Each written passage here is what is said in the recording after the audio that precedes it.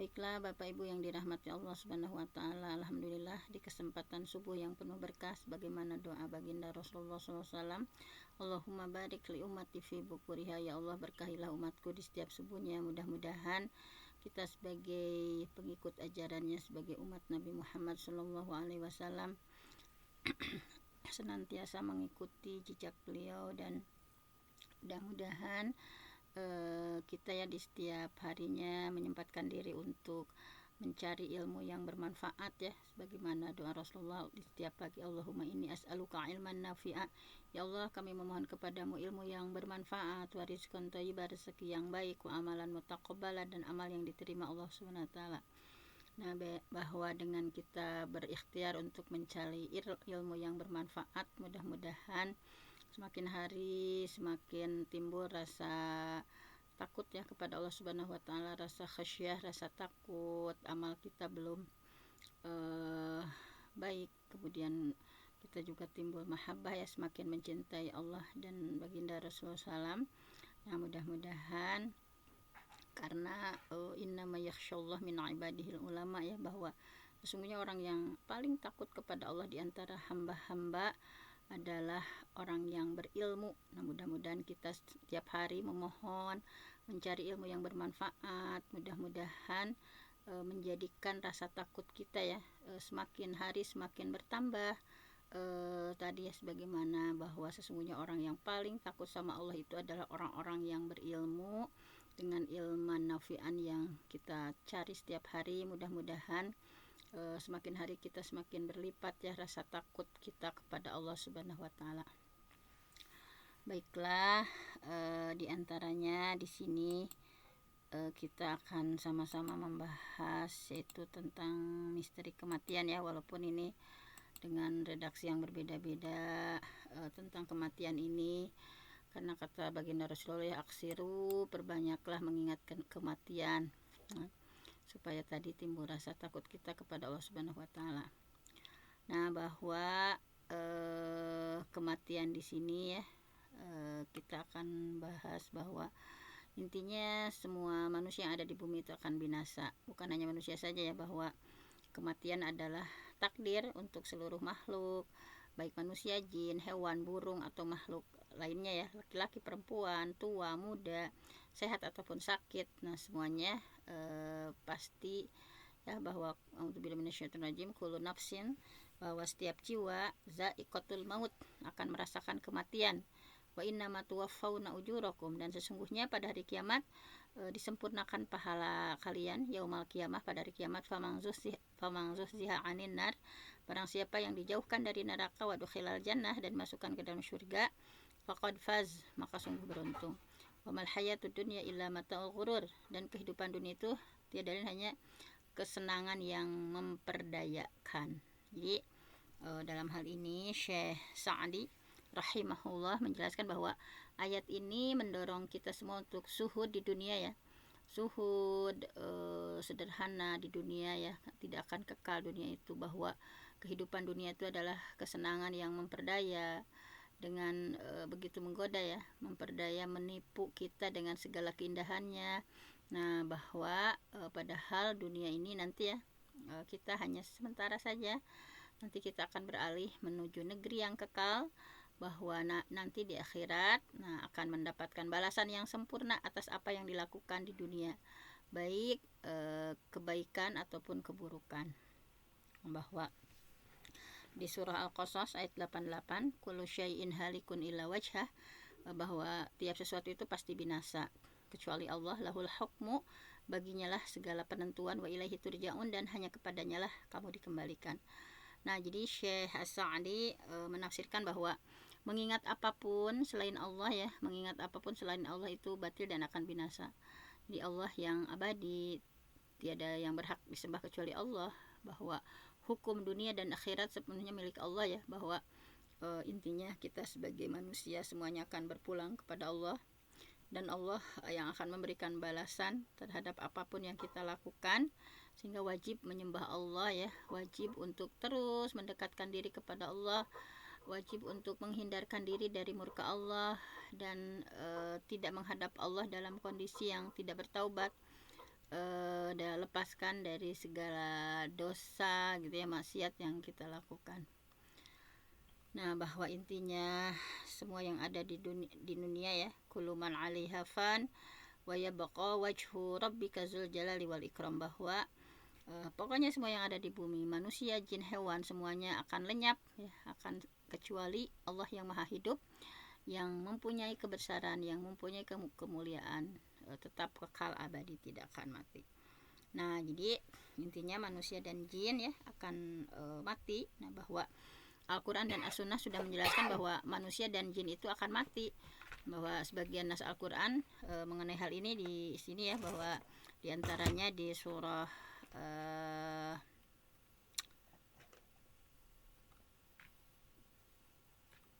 nah banyak sekali tadi yang sudah kita baca ya. Nah, di sini dalam hal ini, dalam hadis sahih Ibnu Abbas radhiyallahu an bahwa beliau menyampaikan, Rasulullah SAW bersabda, a'udzu bi'izzatikal ladzi la ilaha illa anta alladzi la yamut wal insu wal jinnu yamutun, bahwa yang menyampaikan aku berlindung kepada kemuliaanmu yang tidak ada Tuhan yang berhak disembah selain Engkau, yang tidak akan mati, sementara al-insu manusia, wal jinnu jin yamutun, mereka semuanya akan mati. Nah, kita akan lihat ya bahwa setiap umat itu punya ajalnya ya, punya waktunya masing-masing. Wa makana li nafsin an tamuta illa biiznillah kitaban muajjala wa may yurid thawabad dunya nu'tihi minha wa may yurid thawabal akhirah nu'tihi minha wa sanajzis syakirin, bahwa setiap yang bernyawa itu tidak akan mati kecuali dengan izin Allah ya, sebagai ketetapan yang telah ditentukan waktunya. Nah, jadi Syekh Sa'di menafsirkan bahwa semua yang bernyawa pasti akan mati sesuai ajalnya ya, atas izin Allah, atas takdir Allah. Siapapun yang ditakdirkan mati pasti mati, walaupun tanpa sebab ya, misalnya lagi sehat-sehatnya. Nah, sekarang banyak ya yang meninggal tanpa sebab misalnya. Dan barang siapa yang dikehendaki tetap hidup pasti hidup gitu ya, walaupun misalnya dia sudah terjadi sesuatu yang membahayakan, tapi karena belum ajalnya tiba ya, walaupun sudah seperti apa, dia akan masih tetap hidup. Bahwa di surah Al-A'raf, jadi di surah Al-A'raf ditegaskan lagi bahwa walikuli ummatin ajal, makanya tiap umat itu punya batas waktu. Fa idza jaa ajaluhum, ketika datang ya, la yastakhiruna sa'ata wa la yastaqdimun, tidak bisa mengundurkan ya, tidak juga memajukan. Jadi Syekh As-Sa'di menyampaikan bahwa menempatkan keturunan Nabi Adam di bumi dan menetapkan batas waktu ya, untuk mereka tidak ada satupun umat yang melampaui batas atas terlambat dari batas waktu yang sudah ditentukan. Nah, jadi di sini ada Ummu Habibah ya, istri Nabi, yang berdoa begini doanya gitu. Jadi Allahumma amti'ni, ya Allah berilah aku manfaat, bizauji, karena suamiku Rasulullah SAW, wabi Abi Sufyan, dan Abu Sufyan, wabi akhi Muawiyah, dan saudaraku Muawiyah. Nah, kemudian Nabi negor ya, kenapa ngadong ate gitu, misalnya bahwa ya Allah berilah aku manfaat karena suamiku Rasulullah, ayahku Abu Sufyan, dan saudaraku Muawiyah. Nabi kemudian bertanya kepada istrinya Ummu Habibah bahwa kamu memohon kepada Allah ajal yang sudah ditetapkan, hari-hari yang sudah ditentukan, dan rezeki yang sudah dibagikan. Allah tidak akan menyegerakan sesuatu sebelum ajalnya dan tidak akan menunda sesuatu setelah ajalnya. Andaikan kau memohon kepada Allah supaya begini agar dilindungi dari siksa neraka dan siksa kubur, tentu itu lebih baik dan lebih utama. Jadi lebih baik doanya tadi ya, bahwa Allahumma inni a'udzubika min azabin nar ya, wa azabin fil qabri. Itu lebih baik gitu, yang lebih afdol doanya daripada doa yang tadi gitu. Nah, kemudian bahwa ilmu kematian itu adalah salah satu kunci gaib ya, bahwa dalam surah Al-An'am, a'udzubillahi minasyaitonirrajim, wa indahu, dan di sisi Allah, mafatihul ghaib, kunci-kunci semua yang gaib, la ya'lamuha illahu, tidak ada yang tahu kecuali Allah itu sendiri. Nah, bahwa mafatihul ghaib, bahwa kunci-kunci gaib itu khamsun, ada 5 ya, la ya'lamuhunna illallah, tidak ada yang tahu kecuali Allah. bahwa innallaha indahu ilmu sa'ah, sesungguhnya hanya di sisi Allah ya pengetahuan tentang hari kiamat. Nah, ilmu sa'ah ya tentang hari kiamat, juga mafatihul ghaib itu termasuknya ya. Wa yunazzilul ghais ya, dan menurunkan hujan. Hanya itu 5 hal gaibnya, menurunkan hujan. Kemudian wa ya'lamu ma fil arham, kemudian mengetahui apa yang ada di dalam rahim. Wa mata dari nafsu madza taksibu ghada, dan tidak seorang pun yang dapat tahu dengan pasti apa yang diusahakannya besok. Wa mata dari nafsun bi ayyi ardin tamut, tidak seorang pun yang tahu di bumi mana kita akan meninggal ya, di bumi mana seseorang akan meninggal. Innallaha alimun khabir, sesungguhnya Allah itu maha tahu lagi maha mendengar. Jadi ini diantara mafatihul ghaib ya, diantaranya adalah kita tidak akan tahu wa mata dari nafsun bi ardi aryin tamut, bahwa kita tidak tahu apakah di bumi mana kita akan meninggal. Nah, mudah-mudahan diberikan tempat terbaik ya. Misalnya kita tidak akan tahu kalau kita akan meninggal di daerah mana. Nah, ketika Allah sudah menakdirkan bahwa ajal orang tersebut di daerah itu, maka Allah akan sampaikan gitu, orang itu memang berangkat ke tanah tadi gitu ya, ke tempat tadi. Nah, kemudian selanjutnya tentang misteri kematian selanjutnya adalah tentang sakaratul maut, bahwa tentang sakaratul maut ini bahwa betapa beratnya ya. Jadi ketika Imam Al-Qurtubi di sini menjelaskan bahwa menggambarkan betapa beratnya kematian gitu ya. Jadi kematian itu sangat berat dirasakan gitu ya. Nah, bahwa dalam surah ini ya, Qaf ayat 19, bahwa wajaat sakratul maut bil haq, dan datanglah sakratul maut dengan sebenar-benarnya. Nah, jadi banyak sekali dalilnya ya. Fanuzulun min hamim, maka mengapa ketika nyawa sampai di kerongkongan gitu ya. Walau taro iziz zalimuna fil ghamarot, alangkah dahsyatnya sekiranya kamu bisa melihat ketika orang-orang zalim berada dalam tekanan sakaratul maut. Jadi kayak kita misalnya lihat orang zalim itu misalnya kalau meninggal kayak biasa-biasa saja, padahal di Al-Qur'anul Karim ya, di Al-An'am disampaikan bahwa walau taro ya, seandainya kalian tahu ya alangkah dahsyatnya seandainya kalian tahu idzil zalimun, melihat orang-orang yang zalim fil ghamaraj, dalam tekanan sakratul maut. Tadi juga ya, ini banyak juga ayat misalnya ya, kalla idza balagatit taraqi, jangan sekali-kali ya, kalla idza balagatit taraqi. Nah, jangan sekali-kali apabila nafas sudah mendesak ke kerongkongan. Bahwa diriwayatkan dari Siti Aisyah, di hadapan baginda Rasulullah SAW terdapat timba ya, timba atau ember lah. Kemudian beliau memasukkan kedua tangan ke dalam air dan beliau usapkan ke wajah. Kemudian beliau mengucapkan la ilaha illallah inna lil maut sakharat, summa nasaba yadahu faja'ala yaqul fir rafiqil a'la hatta qubida wa malat yaduh. Bahwa la ilaha illallah, sungguh kematian itu adalah sekaratnya. Beliau mengendegahkan tangan berdoa ya bersama golongan para nabi hingga beliau wafat, kemudian tangan beliau jatuh. Nah, Imam Al-Qurtubi menyampaikan bahwa ulama yang menjelaskan bahwa kematian itu akan menimpa para nabi rasul golongan pertama ya, orang bertakwa. Lantas kenapa kita sibuk untuk mencari apa? Nah, ini bahwa kita tinggal mempersiapkan diri ya menghadapi kematian, bahwa beratnya kematian, kemudian dahsyatnya sakaratul maut yang dialami para nabi. Jadi para nabi juga digambarkan ya bahwa mereka juga merasakan gitu ya dahsyatnya sakaratul maut. Kenapa? Supaya manusia tahu bagaimana derita menghadapi kematian. Jadi beban berat kematian itu tidak terlihat. Kadang misalnya kita melihat ya gerakan hanyalah ruh yang keluar dengan mudah dari jasadnya, sehingga kita mengira bahwa kematian itu mudah gitu ya, padahal tidak tahu apa yang sebenarnya dialami mayit.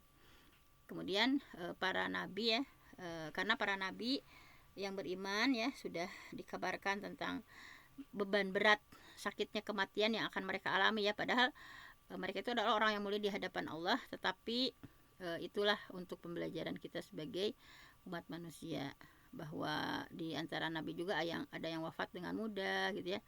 Pokoknya kita meyakini kematian yang dirasakan dan dialami oleh si mayit sangat berat berdasarkan banyak berita tadi di atasnya. Kemudian tadi ya, nah bahwa intinya ada orang yang berpikir misalnya kenapa nabi ya dan rasul gitu ya, mereka mengalami beban berat juga yang begitu besar gitu ya, padahal Allah berkuasa untuk meringankan kematian mereka. Nah, jawabannya di sini adalah karena manusia yang paling berat cobaannya di dunia adalah para nabi. Jadi para nabi itu adalah makhluk ya yang sangat berat cobaannya di dunia. Selanjutnya orang-orang yang semisal dengan nabi dan orang-orang yang mengikuti Nabi Muhammad SAW. Jadi Allah ingin menguji ya, untuk menyempurnakan kemuliaan mereka di sisi Allah, bahwa meninggikan derajat mereka di dekatnya gitu ya, bahwa beratnya kematian yang dialami para nabi, para rasul, itu bukan sebuah kekurangan, bukan sebuah siksa, namun itu adalah untuk mengangkat kemuliaan mereka setinggi-tingginya, dan mereka ridho atas takdir yang diberlakukan terhadap mereka. Jadi betul-betul ya Allah ingin menutup usia mereka dengan beban berat, meski Allah bisa meringankan beban ya, tetapi nah ini tidak seperti itu gitu ya, bahwa para nabi, para rasul, orang yang ujiannya berat, kemudian sakaratul mautnya juga ya. Nah, ini sebagai untuk meningkatkan kondisi dan menyempurnakan derajat mereka.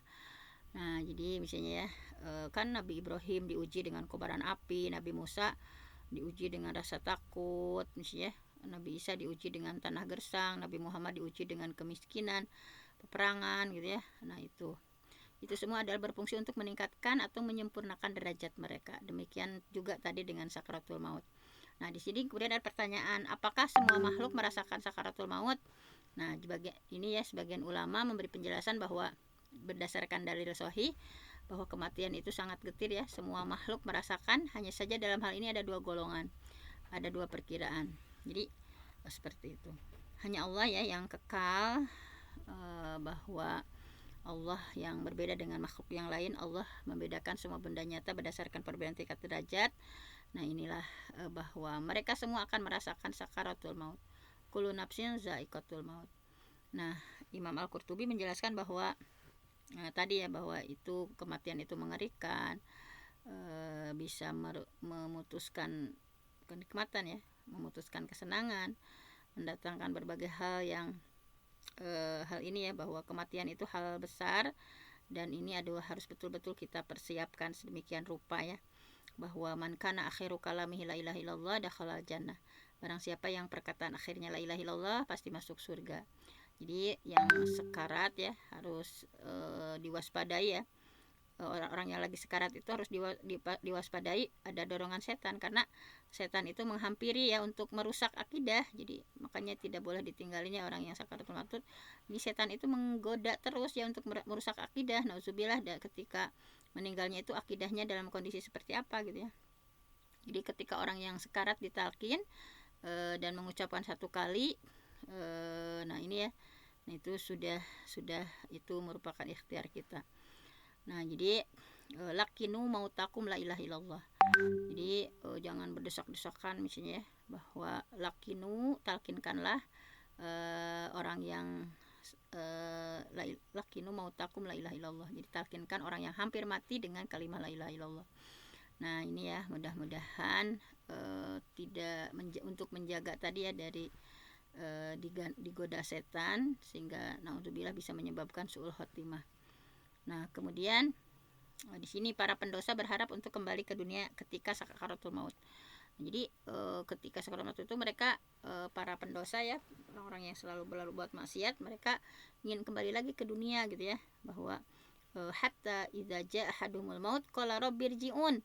Ya Allah ya, mereka gorokan gitu, ya Allah kembalikanlah aku ke dunia, rabbirji'un la'ali a'malu sholihah, supaya aku bisa beramal sholih ya, fi ma taraktu kala innaha kalimatun huwa qailuha wa min waraihim barzakhun ila yaumi yub'atsun, bahwa sesungguhnya ini itu adalah perkataan yang diucapkan saja, dan di hadapan mereka ada dinding sampai mereka dibangkitkan.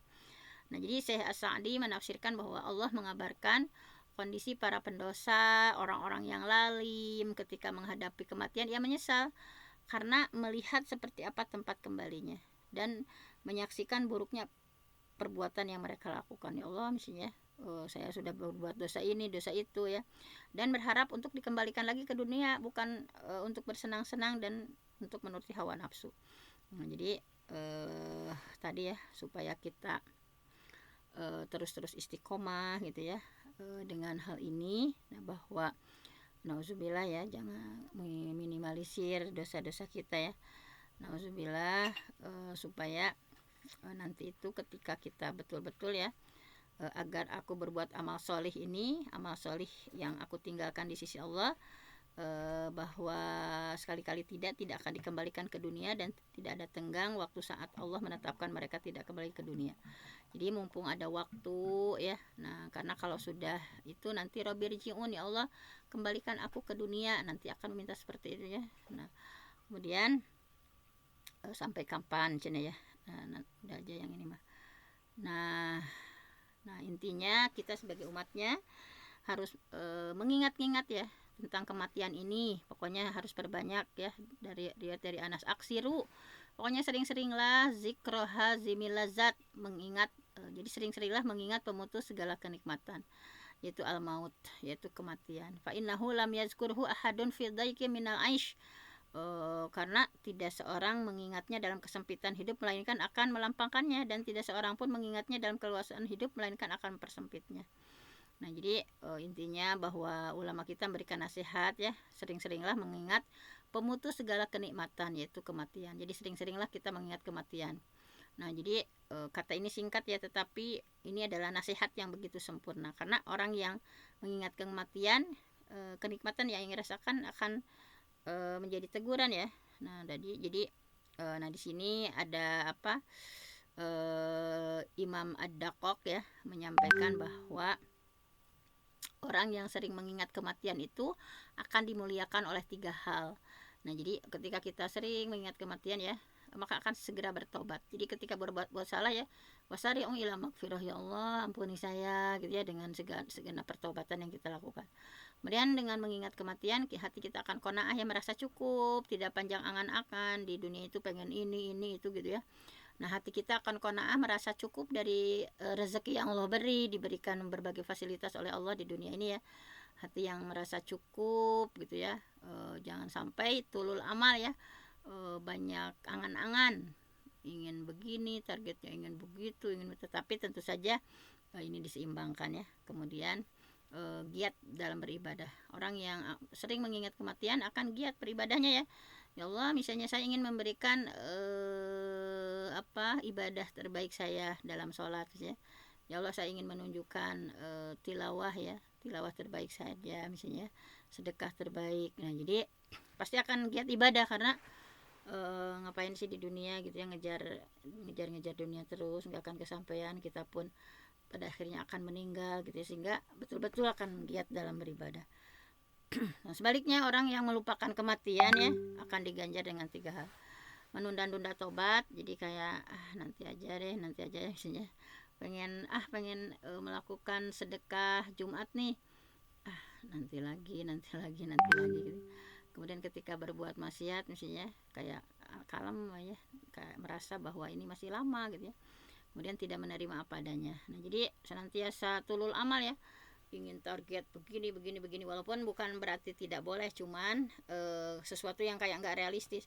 Ya Allah, saya pengennya begini misalnya, jadi tidak menerima apa adanya. Kemudian malas beribadah.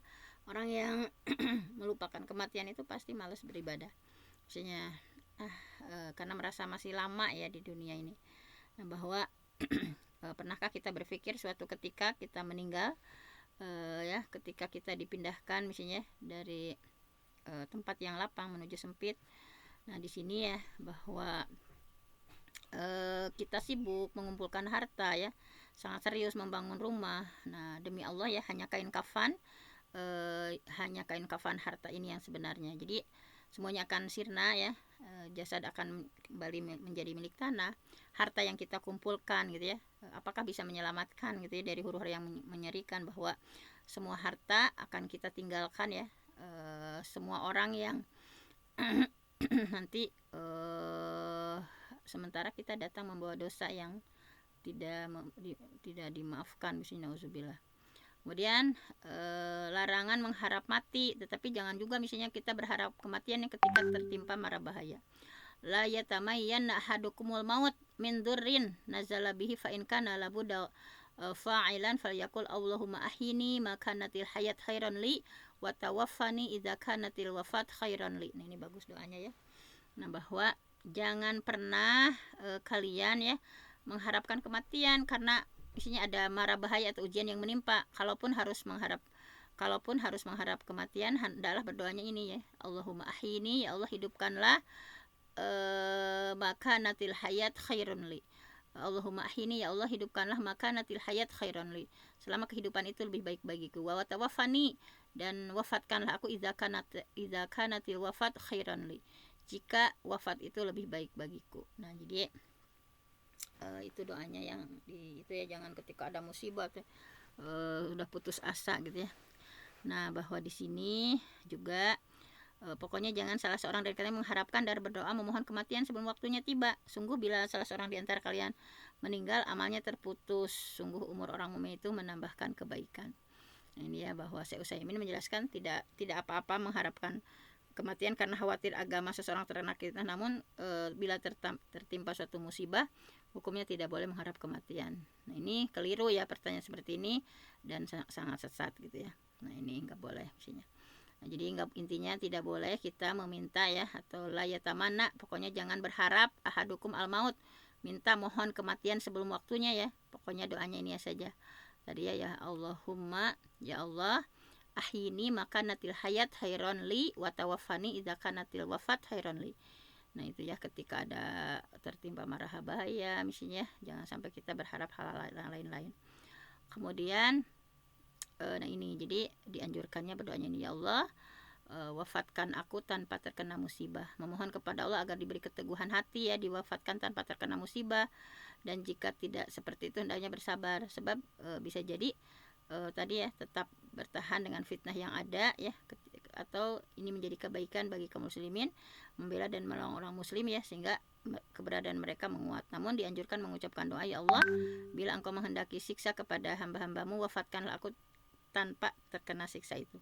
Nah, ini mah tadi ya, ketika ada fitnah atau bencana atau apa ya, huru hara di sebuah tempat. Kemudian ada hal-hal yang meringankan ketika sakaratul maut. Nah, mudah-mudahan ya kita termasuk di dalamnya yang diringankan sakaratul maut. Nah, di sini dalam Sunan Sahih ya, bahwa orang yang mati syahid pasti diberi keringanan dalam menghadapi sakaratul maut. Jadi tidak dirasakan apa-apa kecuali seperti cubitan saja ya. Pada di sini bahwa mayajidu syahid min masil qatli illa kama yajidu ahadukum min masil qarasah.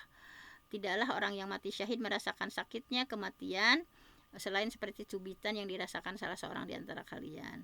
Jadi kayak dicubit doang gitu. Yang barang siapa yang senang bertemu Allah, maka Allah pun senang bertemu dengannya. Nah, ini kalau kita bisa diupayakan kalau ini ya, mudah-mudahan hadisnya dari Siti Aisyah, man ahabba liqa Allah, barang siapa yang dia suka untuk bertemu sama Allah ya, merindukan gitu ya, ingin bertemu Allah, ahabballah liqa'ah, maka Allah pun sama akan mencintai ya pertemuan dengan orang itu. Wa man kariha liqa Allah, barang siapa yang benci ya, karihallah liqa'ah. Nah, jadi barang siapa yang senang bertemu sama Allah, maka Allah pun senang bertemu dengannya. Barang siapa yang tidak suka bertemu sama Allah, Allah pun tidak suka bertemu dengannya. Kemudian Siti Aisyah heran ya, maksudnya bahwa fakulluna, akan tetapi kami semua nakrohul maut, kami ya Nabi Allah, ya maksudnya apa, wahai Nabi Allah, akarohiyatul maut, maksudnya itu adalah seperti itu. Fakulluna nakrohul maut gitu ya, maksudnya tidak suka mati itu maksudnya apa gitu ya, kita semua pasti tidak suka kematian. Kemudian beliau bersabda, bukan gitu maksudnya gitu ya, namun maksudnya begini, bahwa maksud barang siapa yang mencintai pertemuan dengan, maksudnya begini, bahwa walakin al mu'min idza busyira bi rahmatillah wa ridwanihi wa jannatihi ahabba liqa Allah fa ahabballah liqa'ah, wa innal kafir idza busyira bi azabillah wa sakhatihi karihallah liqa Allah wa karihallah liqa'ah. Jadi tadi bahwa maksudnya itu bukan kayak gitu ya Aisyah, tapi orang mukmin yang dikasih gembira dengan rahmat, ridho dan syurga Allah pasti akan senang bertemu Allah. Dan orang kafir ketika diberikan kabar gembira tentang azab dan murka Allah, ia pun gak suka bertemu Allah, dan Allah pun gak suka bertemu dengan orang kafir itu gitu ya. Nah, kemudian selanjutnya adalah menalkinkan 2 kalimat syahadat, orang yang sekarat tadi ya, udah ya, lakinu mautakum la ilaha illallah. Talkinkan orang yang sekarat di antara kalian dengan la ilaha illallah. Bahwa Imam Al-Qurtubi menjelaskan, ulama kita sudah menyampaikan ya, bahwa nah ini menalkinkan kalimat syahadat itu adalah sunnah ma'thurah, wajib dipraktekkan oleh kaum muslimin ya, supaya kalimat terakhir yang diucapkan oleh seseorang itu la ilaha illallah, sehingga usianya itu diakhiri dengan kebahagiaan. Nah kemudian tentang ruh keluar ya, bagaimana ruh itu mengalir ya, seperti aliran air ya, diambil malaikat maut. Bagaimana ya, malaikat maut tidak membiarkan barang sekejap mata pun di tangannya dan langsung diletakkan ke dalam kain kafan. Nah, jadi ruhnya itu mengeluarkan bau harum ya. Ini ruhnya orang mukmin seperti minyak kasturi, pokoknya paling harum di muka bumi. Kemudian para malaikat membawa naik ya. Ini bagaimana mereka melintasi sekelompok malaikat dan bertanya, ruh siapa wangi sekali gitu ya. Mereka menjawab fulan bin fulan, dengan nama terbaiknya yang pernah disebut-sebut di dunia. Mereka terus membawanya naik sampai di langit paling bawah. Mereka diminta untuk dibuka pintu pun dibuka. Setiap melalui langit, jenazahnya digiring oleh para malaikat penghuni langit hingga ke langit berikutnya, hingga sampai ke langit tempat Allah berada. Nah jadi kemudian kata Allah, tulislah kitab hambaku dalam I'liyin dan kembalikan ia ke bumi, karena dari sanalah aku menciptakan mereka, di sana pula aku akan mengembalikan. Nah jadi ruhnya pun ya dikembalikan lagi ke jasadnya. Dua malaikat tadi menghampiri, bertanya ya, man robbuka, siapa Tuhanmu gitu ya, Robbi Allah. Kemudian madinuk, apa agamamu, dini al-Islam. Kemudian siapa orang yang diutus kepada kalian, dia adalah utusan Allah. Bagaimana kau tahu? Aku membaca kitab Allah, beriman kepada Allah, membenarkannya, dan menyerukan dari langit, hambaku benar ya, berilah ia hamparan di surga, kenakan pakaian di surga, pada hari dibukakan pintu surga untuknya. Nah jadi sangat gembira sekali ya, subhanallah ya, orang mukmin tadi kemudian didatangi orang yang berwajah rupawan, harum, pakaiannya bagus. Nah di sini beliau berkata, bergembiralah pada sesuatu yang membuatmu senang, ini adalah hari yang dijanjikan untukmu. Kemudian heran ya, yang meninggal itu bertanya, kamu siapa? Wajahmu membawa kebaikan gitu ya. Kemudian dia menjawab, aku amal baikmu. Kemudian ia berkata, ya Rob, berlakulah kiamat agar bisa kembali ke keluarga dan hartaku. Nah sebaliknya kalau orang kafir ya, orang kafir mah ketika meninggalkan dunia, malaikat bermuka hitam ya menghampirinya. Mereka membawa kain kasar ya, kemudian duduk mengelilingi sejauh mata memandang. Malaikat maut kemudian datang dan duduk di dekat kepalanya, berkata, wahai jiwa yang keji, pergilah menuju marah dan murka Allah. Para malaikat pun terpencar ya, berpencar di tubuhnya dan mencabut ruh itu seperti mencabut besi pemanggang daging dari kain wol basah. Jadi bayangkan betapa susahnya ya, mencabut nyawa itu seperti besi pemanggang daging ya dari kain wol basah. Kemudian malaikat maut pun mengambilnya. Nah jadi intinya ruh itu tidak dibiarkan di tangannya ya barang sekejap pun, langsung di kain kasar itu, karena nggak sudi ya misalnya. Ruhnya mengeluarkan bau seperti bau bangkai paling busuk yang ada di dunia. Kemudian mereka membawa naik ya, kemudian melintasi sekelompok malaikat. Ruh siapa yang keji itu? Mereka menjawab, fulan bin fulan, dengan nama terburuknya ya, dialah pencuri, dialah misalnya, sehingga sampai ke langit bawah. Mereka meminta untuk dibukakan namun tidak dibukakan. Jadi Allah berfirman ya, tulislah kitabnya dalam sijin, lalu ruhnya dilemparkan begitu saja. Rasulullah kemudian membaca ya ayat, dan barang siapa yang mempersusukan sesuatu dengan Allah, maka ia adalah orang yang jatuh dari langit lalu disambar oleh burung dan diterbangkan angin ke tempat yang jauh. Nah jadi seperti itu ya, ruh dikembalikan ke jasadnya ya. Nah bahwa tadi seperti itu kondisinya. Nah pandangan pasti mengikuti ruh saat dicabut ya, suka matanya lihat kan seterusnya. Inna ruh idza qubida tabi'ahul basar, sesungguhnya pandangan itu mengikuti ruh saat dicabut gitu ya. Bahwa nah ini bahwa pasti hina yatma'u basarahu nafsah, itu adalah pandangan mengikuti ruhnya. Nah, ciri orang beriman itu yang orang mukmin itu wafat dengan keringat di dahi. Ini juga salah satu tanda husnul khotimah ya. bahwa al-mu'min yamutu bi araqil jabin, orang mukmin itu meninggal dengan keringat di dahi. Bahwa Imam Al-Qurtubi menyampaikan, Abdullah berkata bahwa sungguh orang mukmin itu meninggal dengan kesalahan yang masih ada kemudian dibalas saat meninggal ya, karena itulah dahinya berkeringat. Itu menurut Imam Al-Qurtubi. Bahwa sebagian ulama menyampaikan bahwa kenapa orang mukmin mengeluarkan keringat di dahi, karena merasa malu kepada Allah atas perintah yang dilanggar ya, karena bagian-bagian bawah tubuh sudah mati, yang tersisa hanya kekuatan hidup dan gerakan tubuh di atas. Jadi rasa malu terdapat di kedua mata dan saat berkeringat. Nah, itulah orang mukmin yang merasa malu kepada Allah ya. Kalau seorang kafir mah buta ya dari semua itu. Nah, bahwa tadi ketika ajal menjelang, kalau para nabi mah dikasih pilihan apakah masih mau tetap hidup di dunia atau mau menghadap Allah Subhanahu wa taala. Ini pernah dibahas ya sama kita.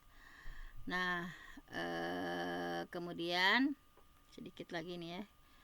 Nah, esensi ruh gak usah dibahas ini. Nah, mudah-mudahan ini bahwa nafsun itu ya, jiwa itu ada 3 ya. Yang pertama, jiwa yang memerintahkan kepada keburukan. Misalnya Allah ya mengisahkan istri penguasa Mesir ya, bahwa di sini inna nafsa la'ammaratun bisu. Nah, ini ketika digoda ya Nabi Yusuf, bahwa inna nafsa, sesungguhnya nafsu itu la'ammaratun bisu, selalu menyuruh kepada kejahatan. Ini kita harus bisa menaklukkan nafsu kita ya. Jadi ketika hawa nafsu mengalahkan jiwa dengan melakukan berbagai dosa maksiat, itulah jiwa yang memerintahkan kepada keburukan. Kemudian ada jiwa yang menyesali diri. Nah, wala uqsimu bin nafsil lawwamah. Aku bersumpah dengan jiwa yang amat menyesali dirinya sendiri. Jiwa yang menyesali ini jiwa yang melakukan dosa tapi kemudian bertaubat. Disebut seperti itu karena jiwa ini mencela si pemilik atas berbagai dosa dan kemaksiatan yang dilakukan. Mudah-mudahan kita mendapatkan ini jiwa yang tenang ya, nafsul mutmainnah. Ini tadi nafsu ammarah ya, nafsul lawwamah. Nah, ini nafsul mutmainnah. Mudah-mudahan kita mendapatkan nafsul mutmainnah. Nah, ini ya, bahwa ya ayyatuhan nafsul mutmainnah irji'i ila rabbiki radiyatan mardiyah fadkhuli fi ibadi wadkhuli jannati. Jiwa yang tenang itu adalah jiwa yang menyukai dan menginginkan kebaikan gitu ya, dan benci terhadap berbagai keburukan gitu ya. Bahwa dalam kitab At-Tahawiyah menjelaskan bahwa manusia itu punya 3 jiwa. Jiwa yang tenang, jiwa yang menyesali diri, jiwa yang memerintahkan keburukan. Sebagian manusia ada yang dikuasai jiwa yang ini ya, ada misalnya sehingga alhamdulillah gitu ya, ketika dikuasai dengan nafsul mutmainnah ya. Mudah-mudahan kita semakin hari keimanan kita semakin kuat, jiwa kita semakin tenang gitu ya. Nah, kemudian fenomena sakaratul maut. Nah, bagaimana sakaratul maut yang dirasakan ya para nabi, Bilal bin Rabah, Khalid, Abdullah bin Mas'ud gitu ya, Salman Al-Farisi dan sebagainya. Tapi karena sudah terlalu siang ya, mudah-mudahan kita bisa lanjutkan bagaimana ya Siti Aisyah ketika sakaratul maut misalnya ya, Abu Darda dan lain sebagainya. Nah, mudah-mudahan kita senantiasa melakukan apa yang diamanahkan Rasulullah ya.